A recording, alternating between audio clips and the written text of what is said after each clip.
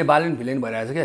Balen hero हो अन्डा हो त्यो मुजी गजडी बालेनले कहाँ गजडी भन्नु सुन न भाइ त बालेनको पक्ष मान्छे हो अहिले सारा नेपालीहरु बालेनको पक्षमा दाइ होइन म त स्वतन्त्र व्यक्ति हो स्वतन्त्र कुरा गर्न त मुला हर्के सामाङको कुरा गर्न पनि राम्रो व्यक्ति हो नि हर्को कुरा निकाल यो मुजीको छोड तपाई पनि जेएनजी को आन्दोलनमा जानुभयो है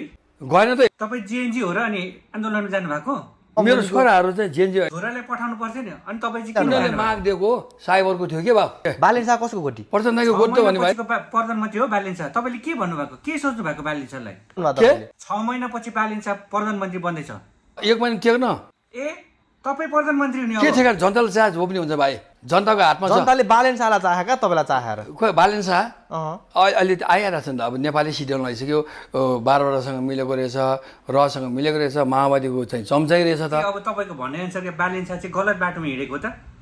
कुरा गर्नु भाइ तिमी सामाजिक सञ्जाल हेर्ने रहेछ मैले थाहा पाएँ पुण्य गौतममा त हेर्दो रहेछ सारा नेपाली जनताहरूले चाहिँ बालेन शाह र हर्का साम्पाङ नै लिडरमा एउटा लिड रोलमा आउनुपर्छ भनेर भनेको थिए क्या